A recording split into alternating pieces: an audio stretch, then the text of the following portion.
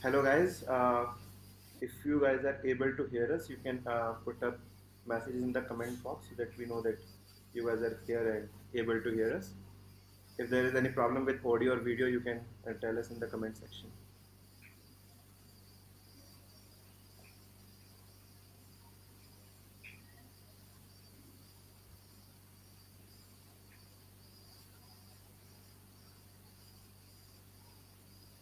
This generally have a lag of 10 to 15 seconds, so I think that should be fine. Yeah, yeah. So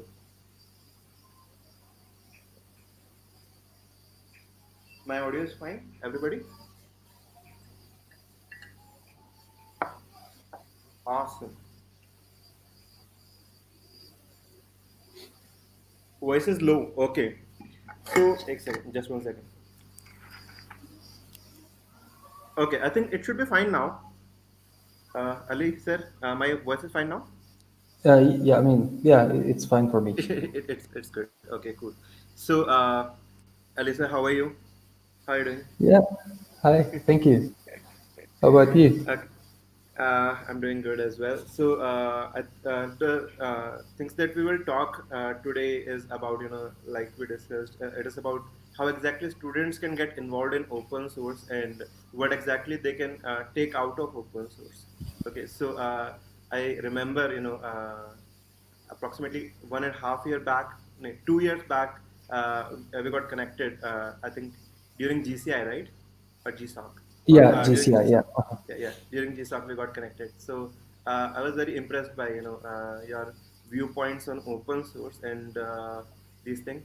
So I think it is very important for the audience these days to really understand how exactly open source ecosystem work and how exactly they can take the benefit of everything that we have in the ecosystem to really generate the career and the opportunities and even everything around that. So think that will be great topic for today for the whole audience, and they seem pretty excited as well for this. Yay, yay, yeah! Super energetic audience, and we will really, hi Alisa, from Peace Hi. 80. Yeah, hello Bhaiya, hello Alisa. I think audio is fine now, and everybody is enjoying the event. So yeah, it's going good. Cool. So uh, that's been done, and we are already in the session. So the topic for session that we decided today is journey in open source and your journey in Red Hat as well. So what was your first incidence of joining in Red Hat? How you got connected in Red Hat and its open source culture? Yeah. So it's a bit long story, but let me like start from way back. I when I was in still in the college in university, basically, I was interested in JSF, Java Server Faces. It's a long history. It's really Yeah. old technology. Hmm. And what I did is I was trying to, contribute to the open source projects, maybe learn something. And there was this project, Prime Faces, which is, I think, still used a lot. And those guys, they helped me a lot getting into the open source mindset. And also, I I met some people from the Apache MyFaces, the JSF implementation of the Apache Software Foundation, and I became a Google Summer of Code student at Apache Software Foundation. I didn't knew That that. was in you didn't know, okay? That was 2010, yeah, 2010. Yeah, it's You are really super early duper times duper of duper code. senior of mine in GSoC. Yeah. Um, but so I did the program. I was kind of graduated from the program. It's a very good thing. But I joined Red Hat 6 years later. Um, After Google Summer of Code, I kind of people in the JSF area they knew about me, and some company in Switzerland they offered me a job, because they were looking for a guy who is capable of doing good stuff with JSF, and I took the job. So we went to Switzerland. We lived there 5 years, and when I decided to come back to Turkey, I was still in touch with my mentor in Google Summer of Code all those years, 5 years. He actually tried to hire me more than once, but yeah, we wanted to go to Switzerland. Anyway, after we decided to come back to Turkey, um, I contacted him and he told me, yeah, there could be a possibility at Red Hat. And since he knows me, I'm already into open source. I'm a good engineer and blah, blah, blah. Eventually, I got hired by Red Hat and I'm really happy about it. And my day job today is purely like 90% working in the upstream doing open source projects, and the 10% is like fixing maybe customer problems or fixing downstream problems, which is really great. So overall, what I can say here is Google Summer of Code is a great program. So that mentor of mine, he's currently my team lead. So we are working with him 10 years later, still day to day. It's a it's a good experience. It was a good experience, basically. Yeah, it's it's I think it's very superb that that it provide a very big example of networking that you can create by Google Summer of Code. That even after these many years, Google Summer of Code is providing a benefit in that. And I will even put it that way, that it is not just Google Summer of Code; it is that open source contribution that you did, Yes, because yes, because the mentor know you because of open source contribution. Because sometimes people do not understand the way of Google Summer of Code. They generally consider it just some event by Google, and they go by that, and they try to just focus GSoC on the base of money and the certificate, and they do not really understand what exactly GSoC is and how exactly you can take the best benefit out of that. Okay, yes, and definitely. yeah. So, Just but one thing if to add. yeah, yeah, yes. Sorry. I mean, it's not just Google Summer of Code. So I have also colleagues that were really into the open source projects that we were doing at Red Hat, and they were just contributing to those projects. And eventually, the managers and the people got sick of their, trying to review their code. So they just said, "Why don't we just hire these guys?" So that's also like a great. Uh, I mean, I'm just talking about right now, only talking about how it helps you as your career, but this is also a great way of doing Google, not Google, the career with Google Summer Code or in general with open source.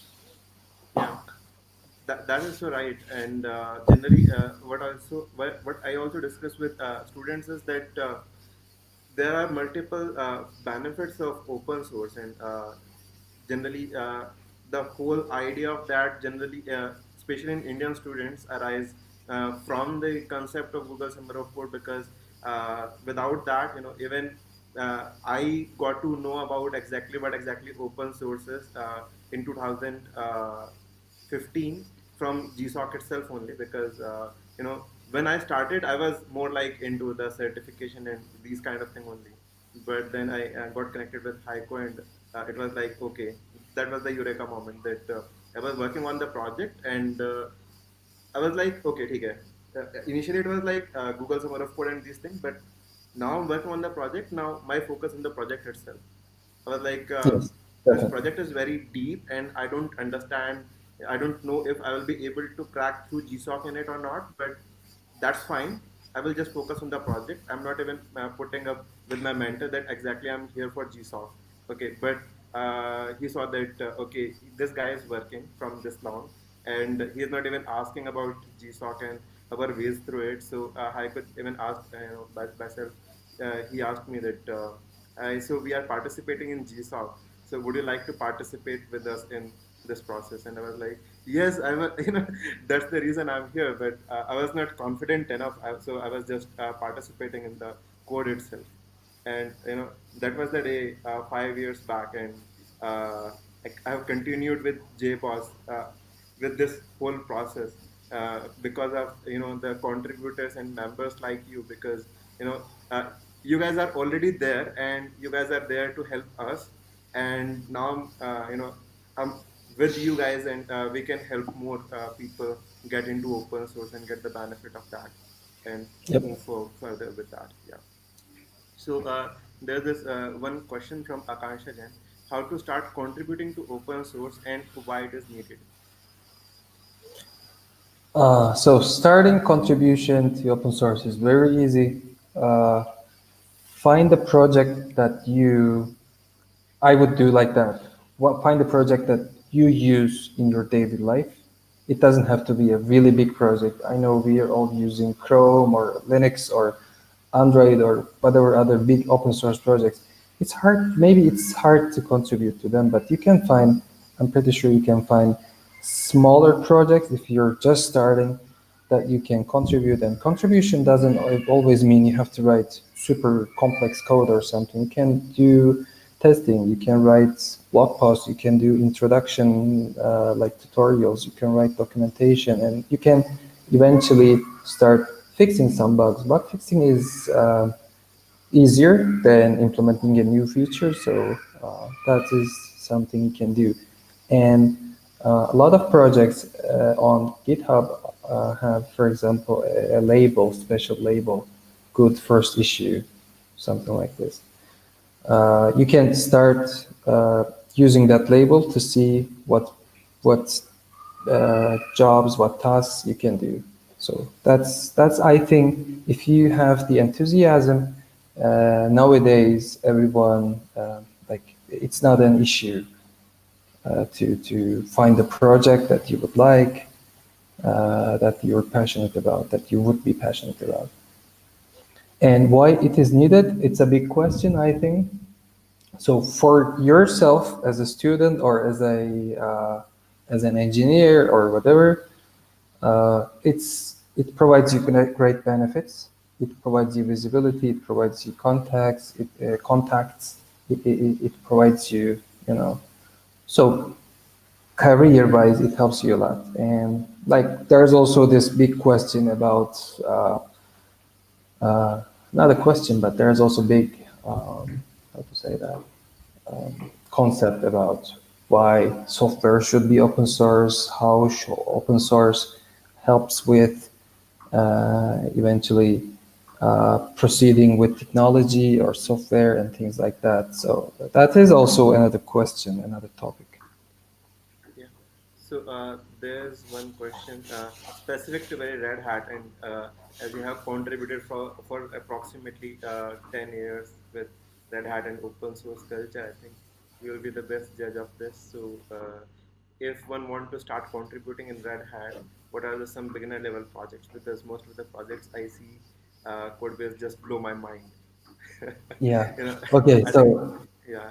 So that was the problem with me as well, and it is a really big question because Red Hat have a lot of enterprise level projects, and I think when you search for Red Hat, only those projects pop up, but those are not very comfortable for beginners. yeah. Okay. So for example, at my day job at Red Hat today, what I do is I work on Knative. Uh, it's a serverless platform on Kubernetes. Um, but I don't understand the entire code base. It's impossible. It's impossible for one person. So you don't try that. Don't go and try to understand the entire project. Don't go and try to see like what this code is doing, what that code is doing. Try to understand the big picture. Probably there are some diagrams or something, some architectural diagrams. I mean, I hope there is. And if you get the big picture, you can start contributing, like fixing small bugs, for example, and then you can understand more. This is all about experience, like how not what I mean by experience is the amount you spend on the time, the amount of time you spend on the project helps you a lot understanding the thing. I'm into Knative. I don't understand the whole thing yet, like every code in the project. It's big. It's impossible. Don't try that. And what are the beginner level projects? Um, I would say even Knative is suitable for a beginner because, for example, we have two Google Summer of Code students in Knative, which is a big project, but they just started small and then they just we provided some ideas as mentors, potential mentors, and they were interested in those ideas. They did some research around that, and now they know a lot about the project. So that is the model. If you go and check some projects, I can't tell you this or that project, but if you go and check some projects that Red Hat does, there are a lot of projects that have the good first issue label, and you can ask questions to people that you can say, I want to do this, how can I do this and that. They will help you because, I mean, we are Red Hat, we are doing open source, and we always want to extend our community. So people will help you.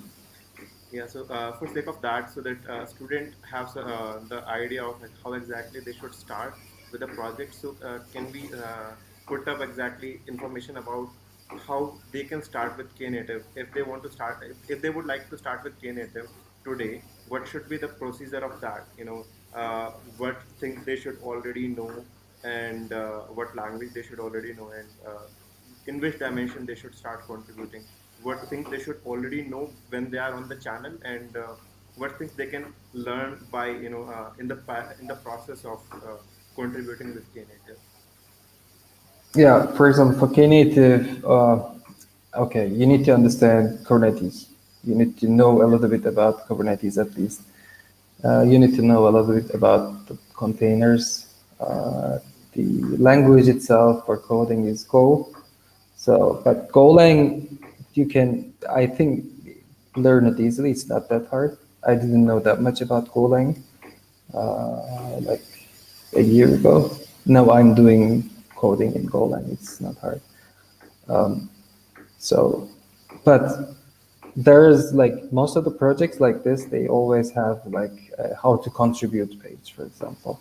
And there you can see uh, in many cases, I'm not saying every project is doing this properly, but in many projects you can see like these are the things that you can do, or these are the prerequisites for start for developing Knative, for example. Okay, so it's more like that you should start with very basics like virtualizations, Docker, and then Kubernetes. So that will be the initial dimension of playing things, and after we are done with that, then we can move forward with basic language concepts of Golang, and then we can start with Knative itself. Okay, so Yeah. should students join the channel first, and in parallel to that understand these concepts, learn these concepts, or they should know all of these concepts before joining the channel itself? No, no. You don't need to join. You don't need to learn anything and then join. Just join, show your interest. Say I'm a student, or I mean, if you're a student, tell Hmm. the channel that I'm a student. I'm interested in this project. I'm in the process of learning this and that, and then how to do this. Just ask questions. People will help you because all these channels are there to support the community, extend the community, basically help people. So they will help you.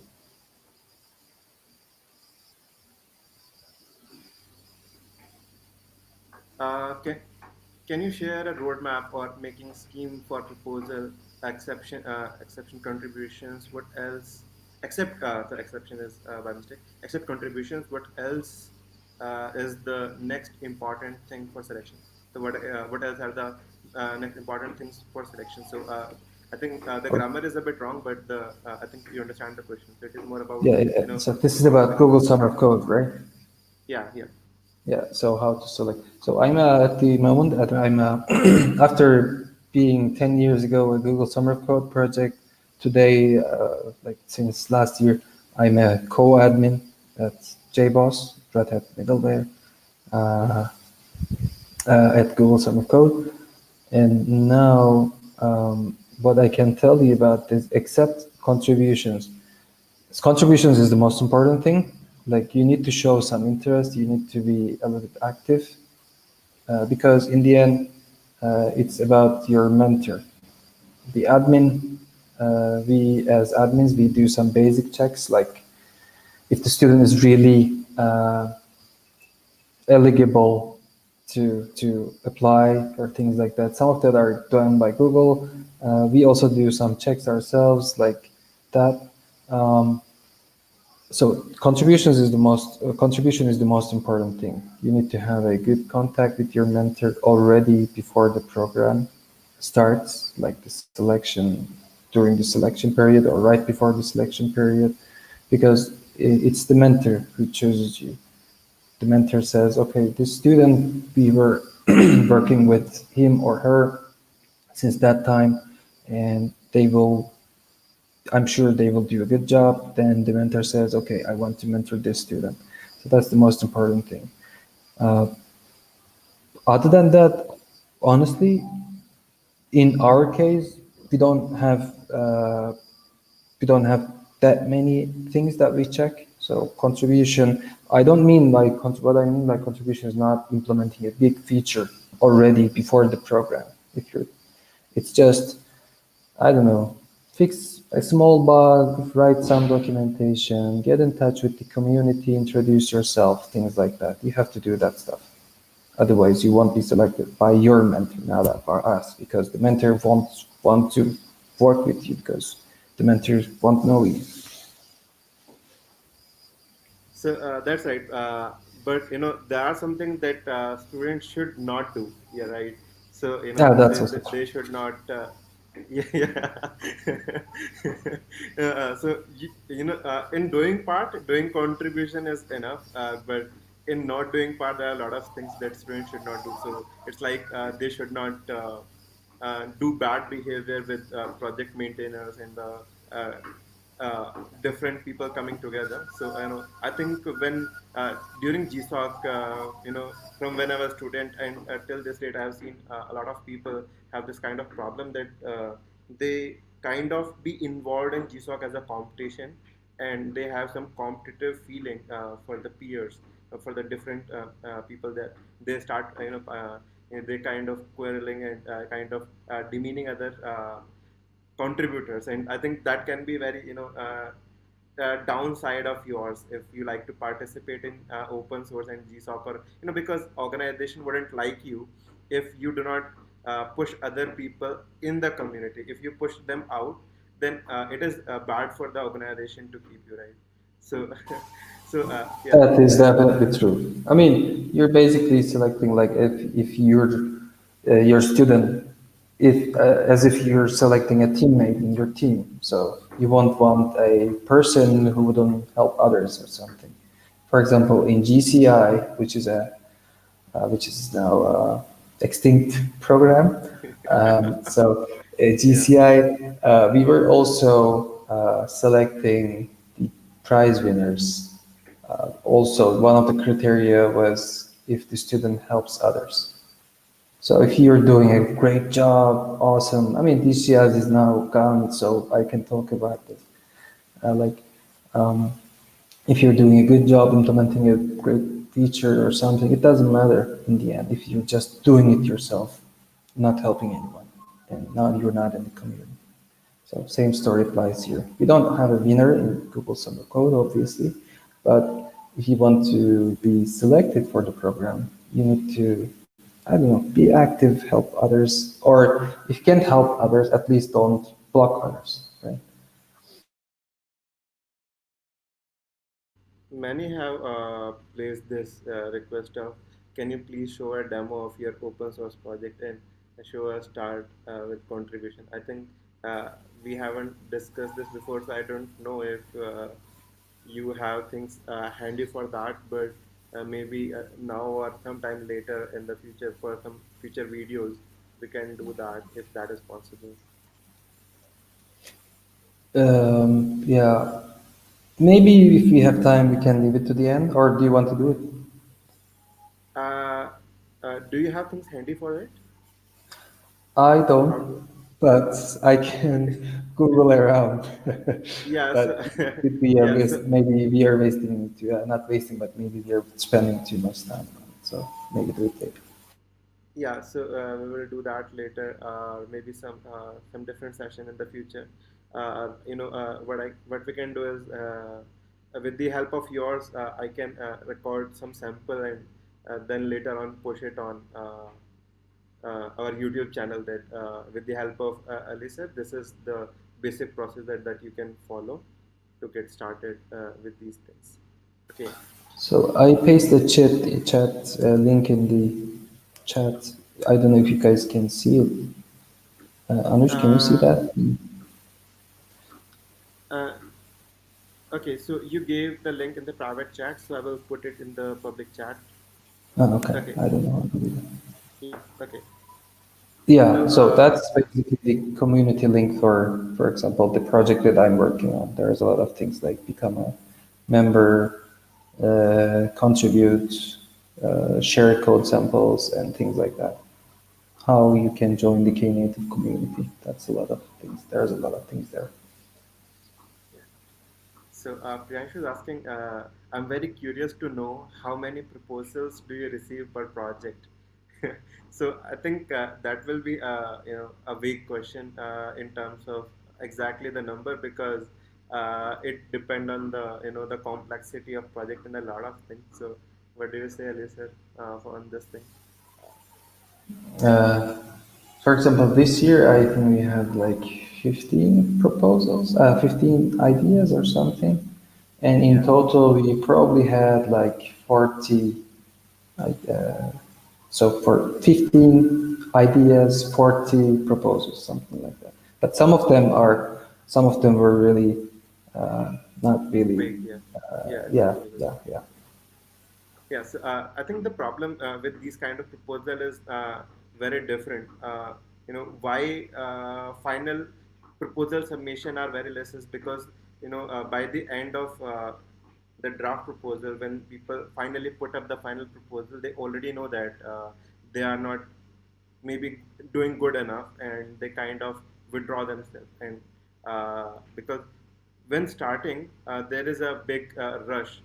A lot of people are coming on the channel asking for some things, and but after some time they do not persist, because sometimes they do not able to get the initial project running, or sometimes they get stuck at different levels and they leave.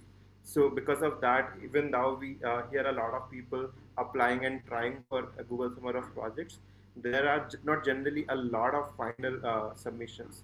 So I think, what do you say, Elisa?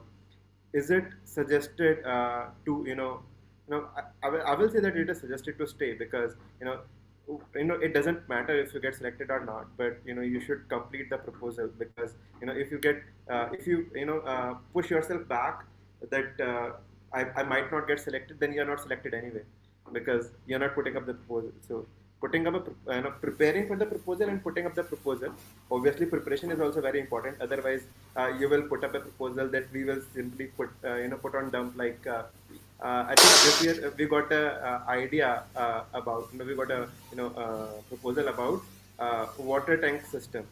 So JBoss have nothing to do with water tank.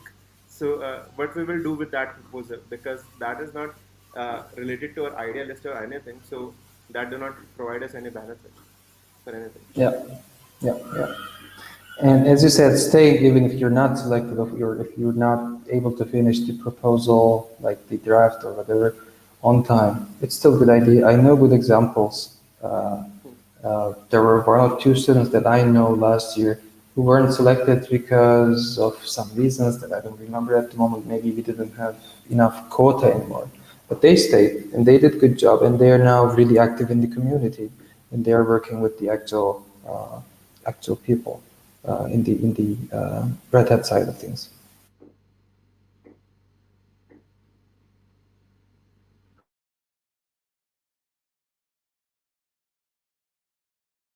You're muted. Yeah. Rachit is asking, what's the best approach for learning the tech stack for a particular organization? So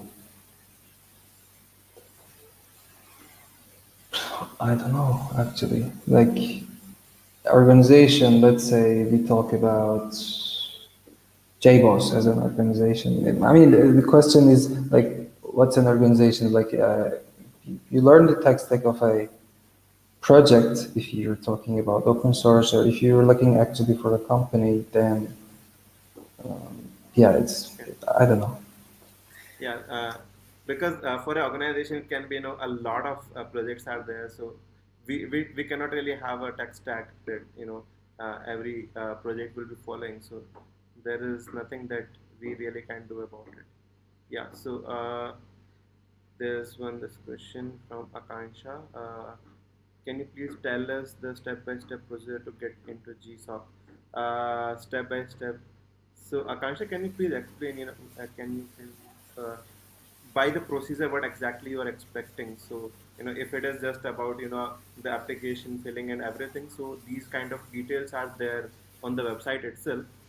You can follow that. But if there is any particular tip or particular thought that you want to discuss, that is not generally on the website itself, that we can discuss here. I can tell something about this. Start finding a project today. I can tell you this if you want to get into GSoC. Start find a project today. Start contributions in like small contributions, like code. Not. It doesn't have to be big code. It can be small documentation or small bug fix or introduction or whatever. Start doing that. Start engaging with the community, and then in January, February, March, when the Google Summer Code is like starting, you would know a lot of people in the community, and you will get a bigger chance getting selected.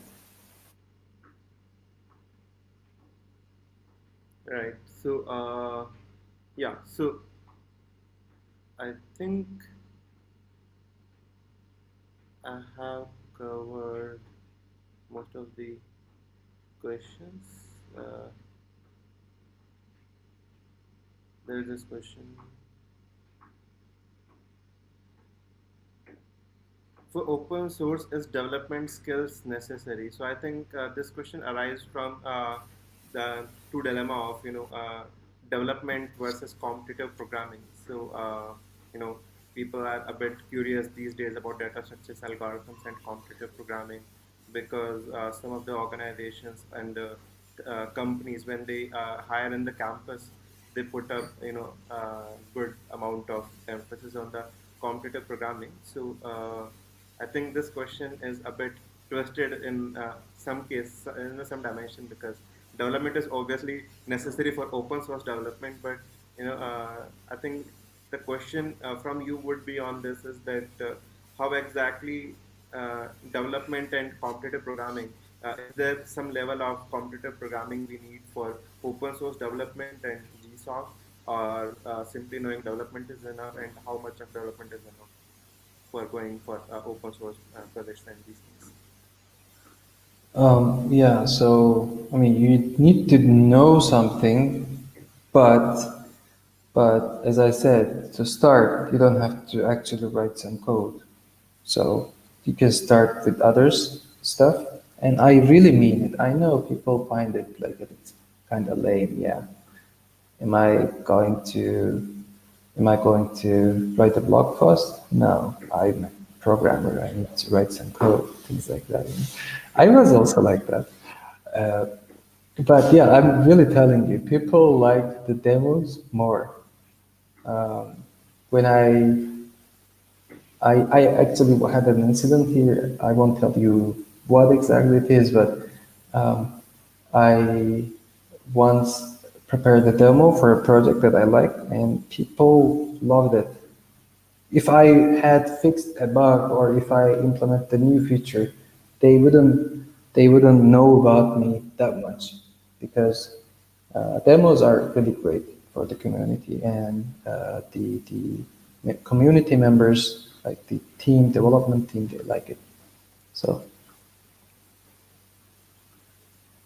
Yeah. Just 1 second. If Yeah. So this question.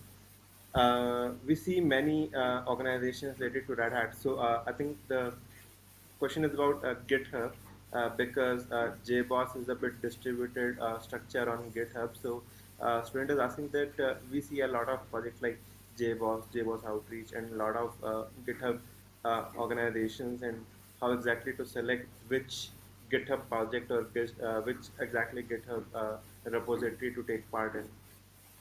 Okay. So if you're talking about only Google Summer of Code here, or in the context of Google Summer of Code, yeah, it's a bit hard to find all Red Hat projects. We don't have, I don't know, sometimes I find it good, sometimes I find it bad. But I know some companies, some organizations, they have like GitHub slash blah blah, and then they have all their things under there. In our case, we don't have that. So what I would suggest, if you're looking, for example, if you're a student this year and if you want to apply at something next year, maybe what you can do is you can already check the projects at Red Hat for Google Summer Code this year, because it's likely that they're going to be in next year as well. Knative was not in, for example, last year because nobody really had an interest in the team. But I joined the team last year, and I'm always interested in Google Summer of Code, so I kind of did some advocacy, and now we have two students. But in my previous team, in AirGear team that had mobile open source name AirGear, we already had some students last year, and we already have some students this year. So maybe check the current year or the previous year's Google Summer Code to find what projects are there.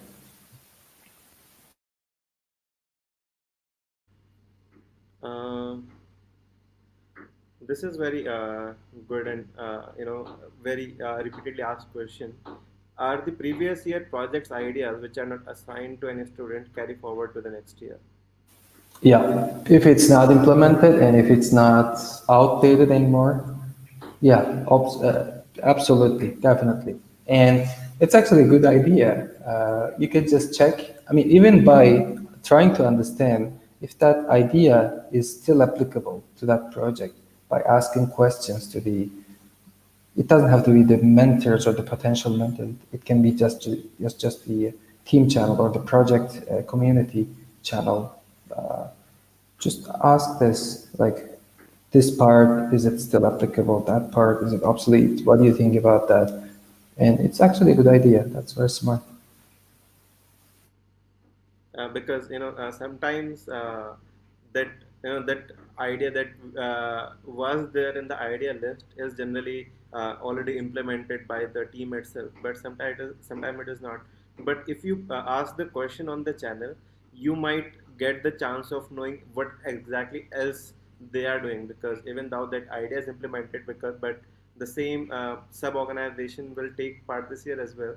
And if you raise the question, you will exactly understand exactly how things are happening, and you know you might get interested in the thing they are doing right now, right? And that might be even more comfortable for you. uh, Sorry, this is the same question. Can you please show us a proposal which was selected in GSoC? Okay. um, do we have I don't think that I have, or Ali have a proposal like that handy, but I will still check. But at the same time, it is not about the previous proposal. Even Ali sir can tell from even 10 years back, it is not about just seeing a lot of proposals, right, sir? Yeah, I'm just thinking. So I can't show a proposal directly because I need to ask the student first. Maybe maybe they would be uncomfortable showing the proposal. But what I can do is I can definitely talk to our students if there's anyone who is okay to share their proposal with the community. And if it's also okay by Google, you know, by Google, because maybe it's not allowed, I don't know, because of, copying and things like that. So, yeah, but let me take a note about this and I can do this. Okay. If we get some proposals that we can put up, we will put them in the description of this video. So you can come by. You guys can come by tomorrow and you can check if we have added some proposals.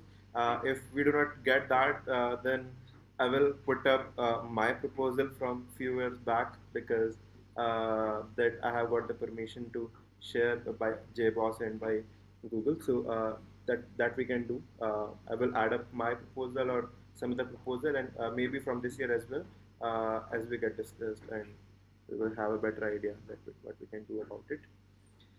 The best place to contact a mentor, especially for that organization. So we cannot really exactly have uh, good information about that organization, but best place to connect, contact a mentor, Lisa. What do you say?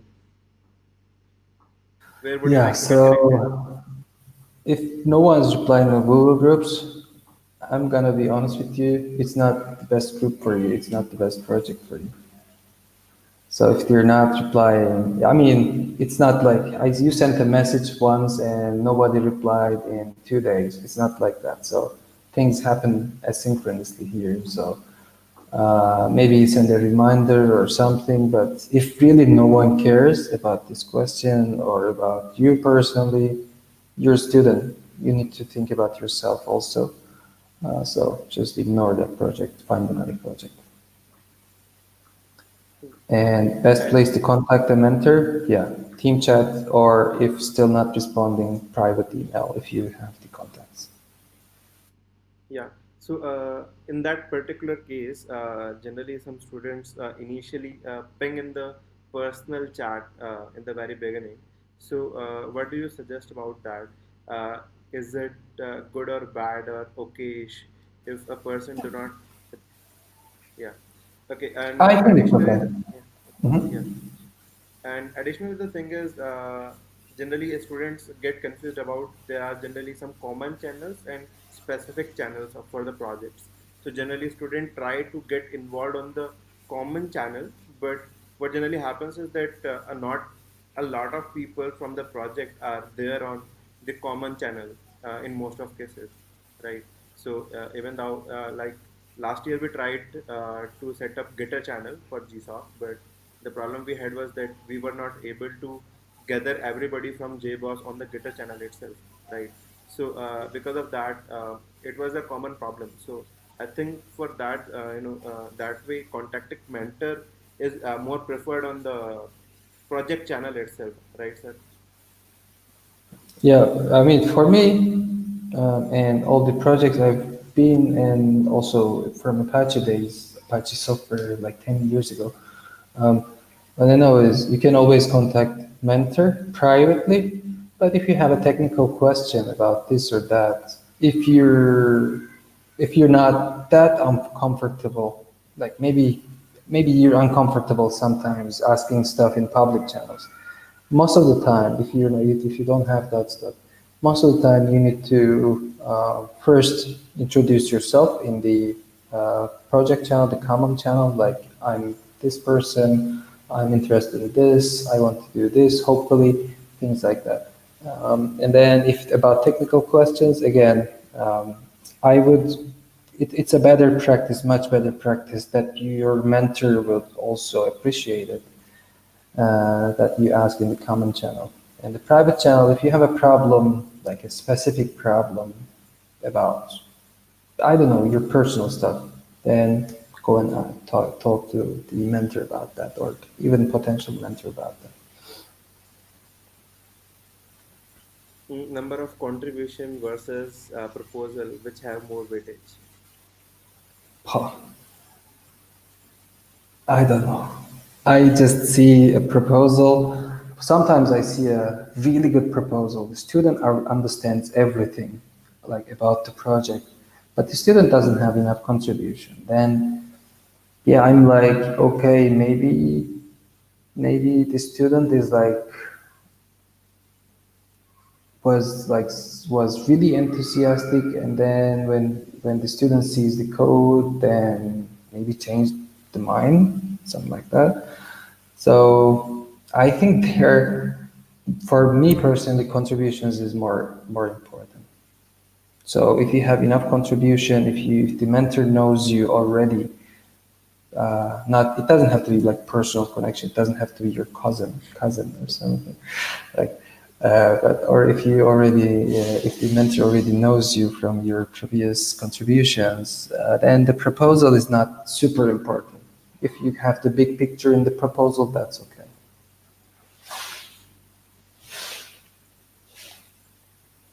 Then this very specific question to you: how is the open source culture at Red Hat? It is actually very good.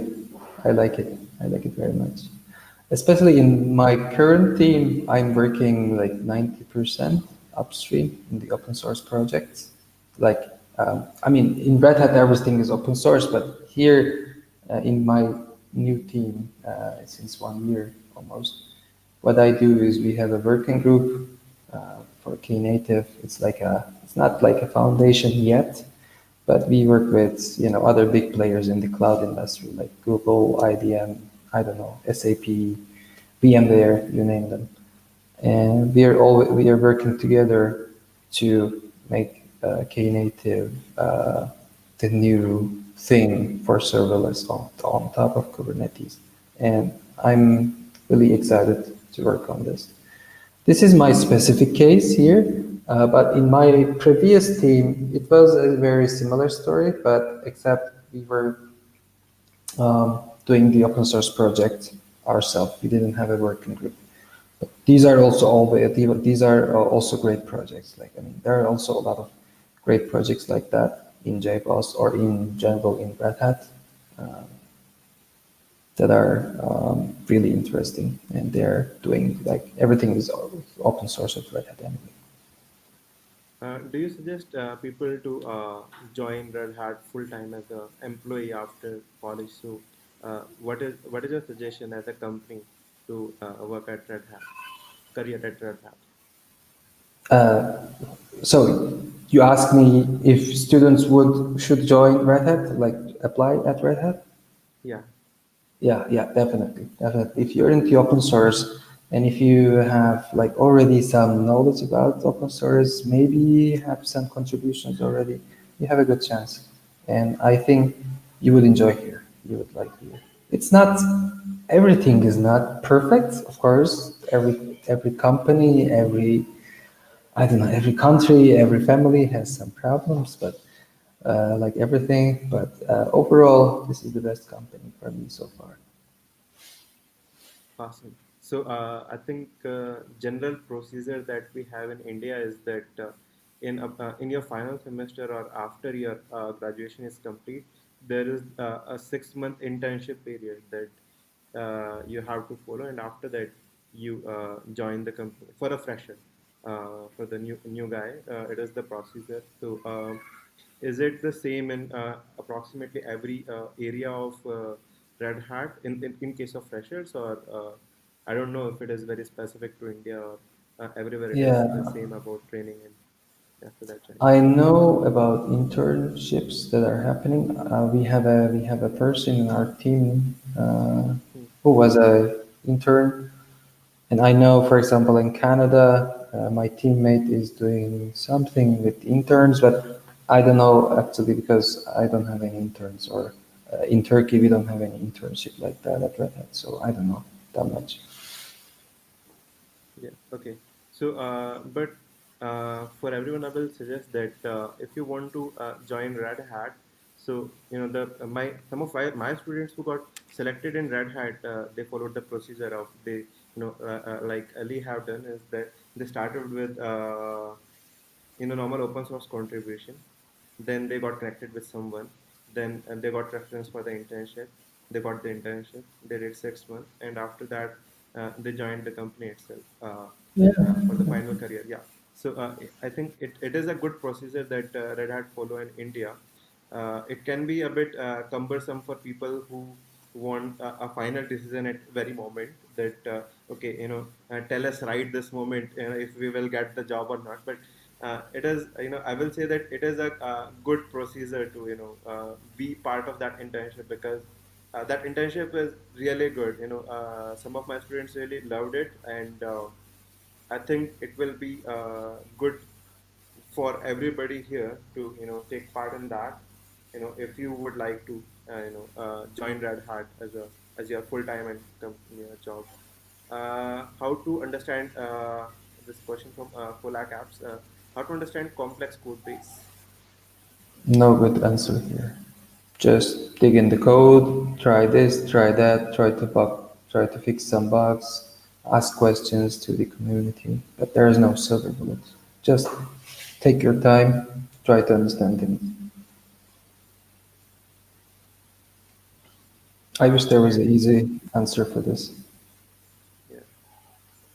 I think your audio was a bit Oh, okay. noisy in Fair the enough. last line. Yeah. Is it better Uh, now? it is better now. Yeah. It is clear now. Okay.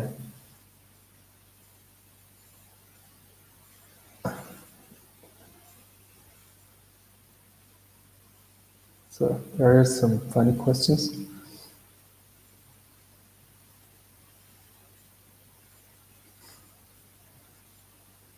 So I removed that funny question. So yeah, uh, how to understand complex code base? Okay, so maybe my voice was gone there. So I wish there was an easiest answer to this. There was a silver bullet because I would really enjoy that understanding the Knative code base. But there is no good answer here. You just need experience. You just need to dig in the code, try the project, try this, try that, and then fix some bugs. Start with good first issue things on label on GitHub. Yeah, Okay, awesome. So yeah, so that is the thing. When you deal with the complex code base, you really do not deal with the complex code base. You like kind of take a look at different modules and divide into smaller code bases, which is not as much complex. Like when we work with Angular, React, or Android, we do not try to understand their part of working. We generally only try to understand our part, how exactly we are interacting with React, right? So I think that is kind of similar to the modules that we generally have. Kind of why we get scared with complex code is that generally the code that we write, that is not very modular and simple, structured. So we kind of feel that okay, this much code is causing this much trouble.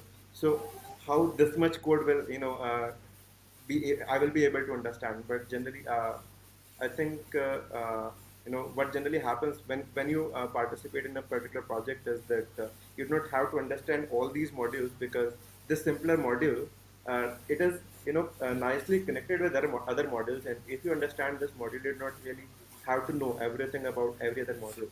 That Ali have told many times in the whole session, that you do not have to understand the whole code base. You have to understand the module that you are working on, and you do not have to worry about the different thing, because these are not so tightly connected with this one, because they have this their own modularity, and you can work in separation. You don't have to worry about that. There's one question from Sonu Kushwa. Can you share some more projects for beginners to start contribution into? So, Sonu, we'll be putting up some projects even from Code for Cause. So, if you're very beginner, then what generally happens is that really participating in full-fledged organization can many times be very cumbersome and very difficult. So we can put up some project for very beginner friendly, and you guys can stay tuned for that on our Discord channel and everything. So you don't have to worry about that. If you want to be very beginner friendly projects, and you want to have very different beginner friendly project on different technologies, we will try to put that with you guys. Okay, so sir, the final question that I have from you is that how exactly to get the energy of because for profession, a lot of people for profession and for the basic thing, a lot of people work in open source. But what is the community part of open source? How exactly take part in giving back to the community, because that is generally something that not a lot of people talk about. It is generally yeah, the hidden part of open source. yeah, What is the definitely. community? So Yeah. that's really important, I think. So I think I really feel really, well, how to say, like peaceful by doing open source because I know I'm doing a good thing. Um, so you're helping the community, you're giving back to the community. It doesn't have to be like a big project like mine that I'm working on at the moment. It can be a small thing. It can be a project that you can give back to the community by, I don't know, by making it more user friendly, making it more understandable for for anyone. So yeah, I mean it's a really big topic about what's open source and how it affects our lives, how it affects our lives. But if open source was not in our lives as is, it would be a different thing today. It would be really different today. Every phone has every mobile phone we have some open source roots.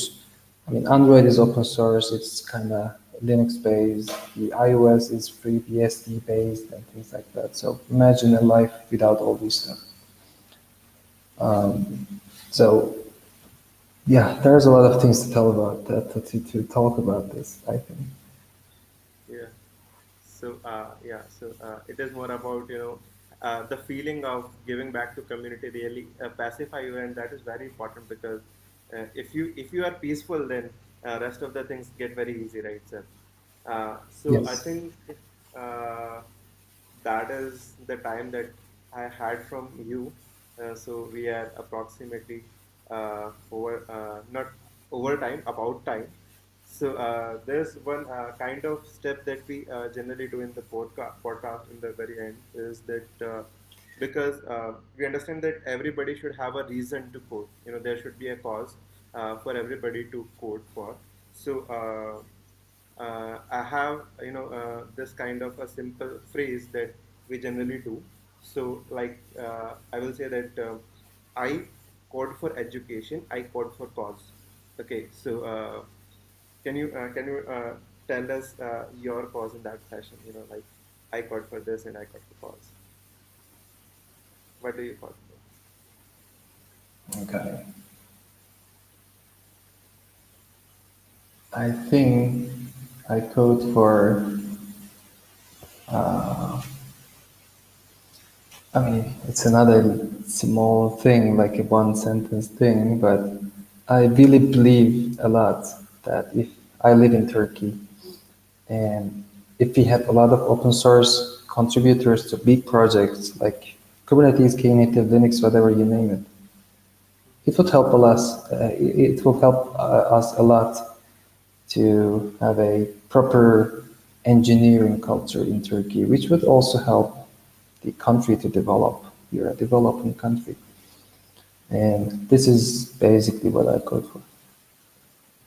Awesome. I think this is kind of a similar thing in India as well because India is also a developing country, and these kind of this is a very big motivation for me as well in open source because a developing country have a bigger benefit from open source because a developed country can buy everything, but when there is a developing country, they can kind of build together to finally reach a bigger goal. So Absolutely. Yeah. yeah, so that is great, and that was the end of the session with you, Ali sir, and I think everybody really liked this session because we got a lot of questions and a lot of discussion today. And can I put your LinkedIn in the description of this video so that these students can reach to you and can ask their question if they have some? Yeah, yeah, definitely. Definitely. Can do that. Awesome. Okay, so guys, I will put the description. I will put in the description LinkedIn connection of Ali, and you guys can reach him for the questions about you know from today's session of about Knative. And if you have specific questions like how to contribute, then you can join the channel that we Ali have provided in the chat above. I think it is from just one second. Well, put that again and I will pin it.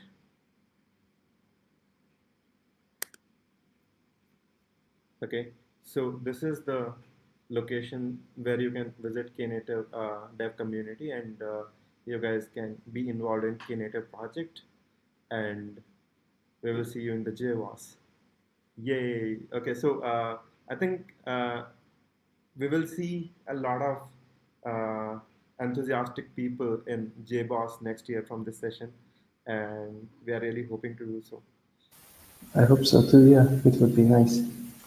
Yeah, We already have some. We already had some enthusiastic people, but more, yeah, having a bigger community, more interested people, it's nicer. yeah. Awesome, awesome. So, see you everybody. Bye.